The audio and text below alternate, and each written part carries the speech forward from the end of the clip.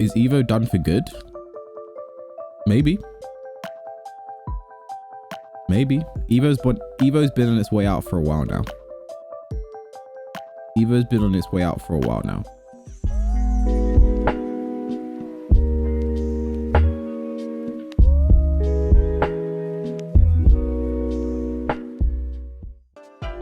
I can actually. I guess I can talk about EVO publicly now. That was a secret I've been holding in for like a month or something now. But yeah, I would have been commentating the Tekken exhibition for EVO Online. Yeah, surprise, you know. So obviously with it being cancelled, I had to kind of like process it a little bit, you know what I mean? I had to like come to terms with the fact that like, okay, because to me it was like, when it was cancelled, I was like, okay. Actually no, let me go back. When everything came out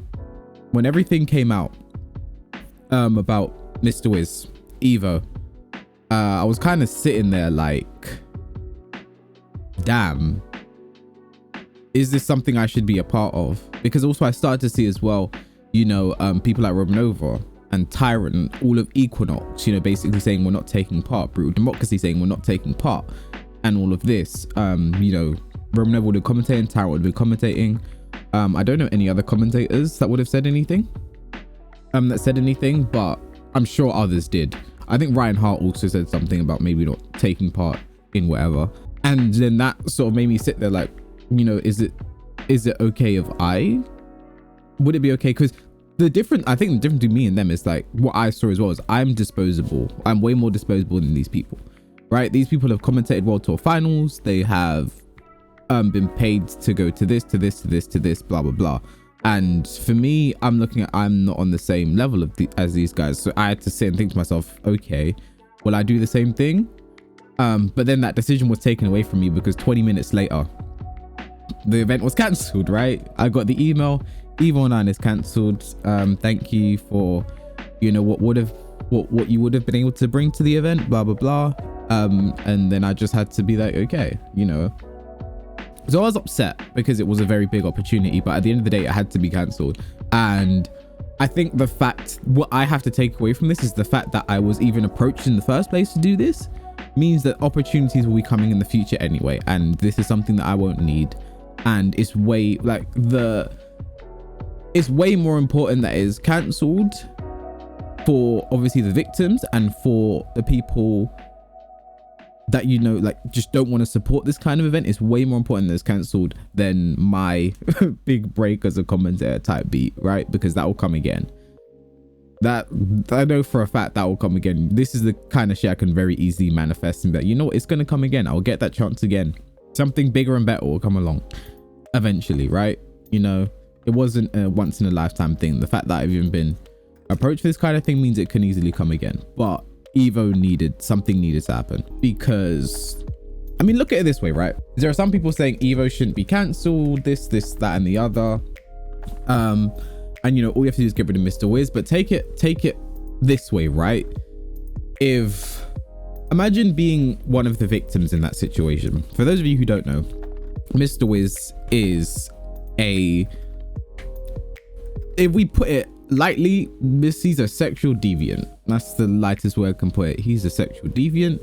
Twit Longer came out exposing him for basically, you know, with young kids in the arcade, he'd be like, you know, I'll give you 40 tokens, you know, just do 70 naked jumping jacks. You know, asking to see this and the other of young boys. Then another Twit Longer came out with screenshots of him in DMs, just being all types of nonsense. So with that in mind, imagine being one of his victims. Imagine being someone who had to endure what he put you through because of his position of power, right? His position of power. Like, don't get it twisted. It's because he had that position. He felt comfortable doing what he was doing, and he felt comfortable being able to do this. Imagine being one of his victims and seeing his event, because to a lot of people, EVO's Mr. Wiz's event. Imagine seeing his event just prosper and do well. And the thing is, the way he's been treating people has been shitty for a while now anyway. Look at last year when he shouted at Poke Chop and was like, get out of the venue. He was like, sharp boy, I'm tossing you out of here, blah blah blah type beat, right? That's not okay, because keep in mind, Poke Chop is a very big name in the community. He's a big figure. He's a well-known name in the community. Imagine how he's treating people who aren't as big as Poke Chop, who don't have Poke Chop's name, who don't have Poke Chop's following. Imagine. So I completely support the decision to cancel EVO online. Mr. Wiz is now being replaced from the looks of things, which is great. So I am glad that something is happening. But the thing is, honestly, EVO was on its way out. If we're being honest anyway, EVO was on its way out.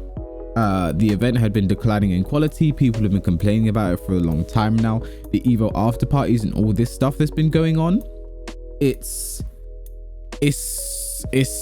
been written in the stars for a while now. I remember EVO 2018, I think it was, where Fergus went, when Fergus was still part of UIU. Fergus and Kudans were doing UIU.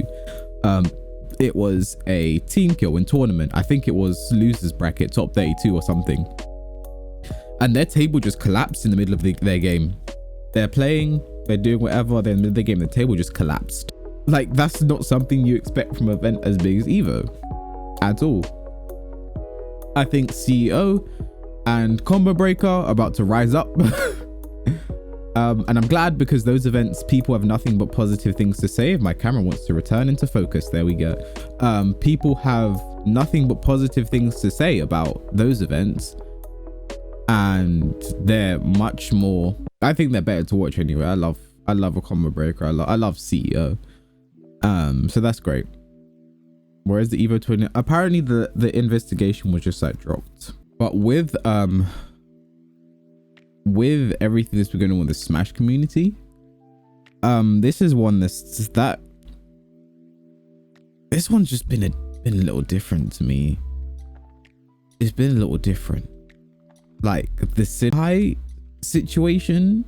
First of all, I'm gonna say something that a lot of people are gonna be like, oh, it's feminist nonsense, blah blah blah. But the Senpai situation is the reaction to it is the perfect example of toxic masculinity. I've seen so many people turn around and be like, well, you know, he would have loved that. Look how beautiful she is. He must have loved it. Like, he was a kid. Like, you can't consent at that age. You cannot. To turn around and be like, oh, but he must have loved it. Like, it's disgusting. It's hot. It's not hot. It's not hot at all. I think that was the worst time for that follower notification, but Fake Ducky, thank you for the follow. It's not hot at all. That was the worst time for that notification. How is it going, Fake Ducky? That was the worst time for that. That was awful. That was absolutely awful. I feel gross now. But yeah, no, it's seriously awful. But no, the Senpai, is it Pape situation? Awful. There's no defending it. There needs to be criminal charges. Something needs to happen for that, because that's awful. And then there's the Nairo situation. And the Nairo situation is one that hit different, because Nairo is someone who keep in mind, I don't really follow Smash. I don't follow Smash much at all. There are a few names I know in Smash, and a few times if a tournament's happening, I'll check for these people and I might watch it here or there. And Nairo was someone who I genuinely like checked for in the scene. I'd watch his stuff. I was a fan. If we're being honest, I was a fan of Nairo. And then I remember yesterday morning, my best friend messaged me and was like, yo, like, the Smash community is blah blah blah, more allegations. He said D1 Keitaro Nairo. And then when I heard that name, I was like, what? Then I searched immediately. I found the tweet longer, and then the Nairo one was upsetting, because when I looked through it, it was like, because Nairo is someone who you just see as, I just thought he was a good dude. You just straight up think he was a good dude, but clearly not. And it was a situation that it was a situation that came about, and you know, a lot of people were saying, well, Zach was so aggressive, Zach was this, Zach initiated, Zach blah blah blah. But we have to keep in mind is Nairo was the adult in the situation. Like, it's not on it. If a 15-year-old is coming on to me, if a 15-year-old is laying their head on my chest and blah blah blah blah blah, I know immediately what I should be doing. I shouldn't like, you shouldn't be sitting there like, this is we're gonna do. That you, whatever you can say, Zach initiated blah blah blah, but Nairo enabled the situation by not being the adult in the situation. It's that simple. Just by not being the adult and saying, listen, this same thing as well. Zach was what, 15? These people can't legally consent. You can't turn around and be like, oh, but they initiated, but they did this. They can't legally consent. Like, I feel like in these situations as well, it's like, you just gotta know that it's not that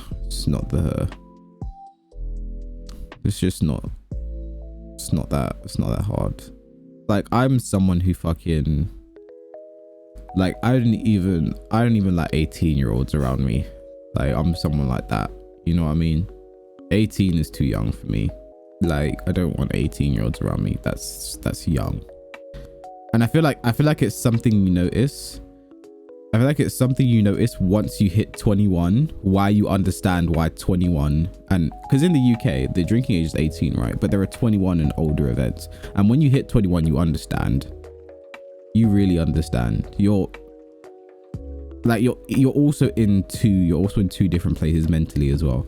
When you're 18 in the UK, you might just be starting uni. At my age, most people finish uni maybe a year or two gone. You've done all the dumb shit you wanted to do around then. You've finished all of that.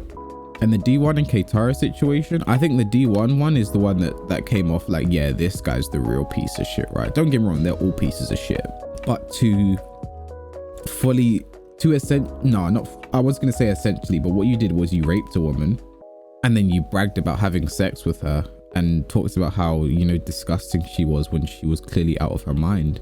And what also makes you realize that D1 was a piece of shit as well was when MVD said that he confronted him and D1 went to apologize to MVD, and the MVD turned around and said, you need to apologize to her as well.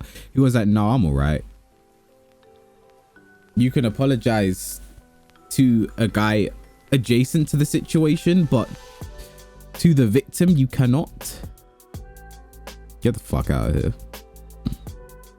Like, I know nothing about D1 and Keitara. I know nothing about these two, but from what I've heard is they're supposed to be like really cool fucking dudes in the scene. And I feel like a huge problem as well when it comes down to the Smash community is like, look at the community they're in kind of enables this behavior. Look at it. Smash is a kid's game. If we're being upfront, I think Smash is a kid's game. It's a game aimed at kids. So kids will be involved in the game, competing in the game, but also adults, because the esports side thing, also adults be playing in the game. And then I didn't know that they were having all of these parties and shit. And obviously a top player, like there are so many like young up and coming top players who can be like 15, 14, 16, blah, blah, blah. You should not be having parties with grown adults in this kind of situation. You should not be having parties with grown adults. And on the off chance you are, one, where are the motherfucking guardians? Two, why are drugs and alcohol involved? Like, I get really uncomfortable at the thought of getting drunk around. Sorry, no, I get uncomfortable at the thought that there are people that are getting drunk around 16, blah, blah, this however year old people are blackout drunk. That doesn't sit right with me. And the blackout drunk excuse as well, like, oh, he was drunk, that's why he did. It doesn't shape up, because I can say for myself, I am not a pedophile sober, I am not a pedophile drunk. I mean, there needs to be some kind of changes to code of conduct. Under 18 smashers need to be accompanied by an adult. a proper guardian. Because if you look at the Senpai Pape situation, if someone like her is assigned his guard, like that couldn't run, because someone could be like, oh, what's going on? She could say, oh no, he's with me, don't worry, I'm his guardian, I'm looking after him. And then behind closed doors, what the fuck is happening? Is EVO done for good? Maybe. EVO's been on its way out for a while now.